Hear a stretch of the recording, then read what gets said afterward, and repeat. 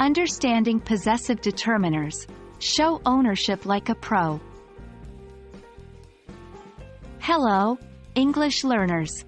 In today's video, we're going to explore possessive determiners in English, focusing specifically on using these determiners to show ownership. By the end of this lesson, you'll be more confident in showing who owns what. Before we dive into how to use them, let's clarify what possessive determiners are.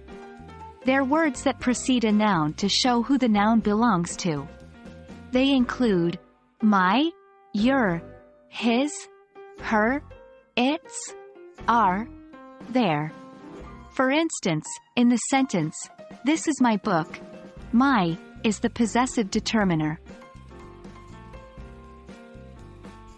Possessive determiners are great tools for showing ownership. But remember, they always come before a noun.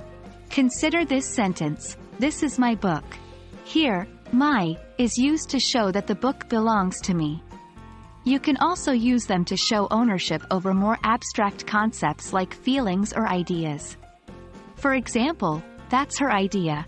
Here, her shows that the idea belongs to her. Let's see possessive determiners in action with a few examples.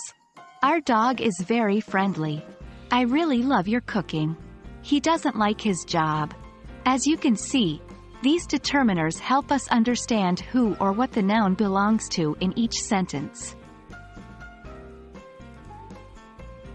Be careful not to confuse possessive determiners with possessive pronouns.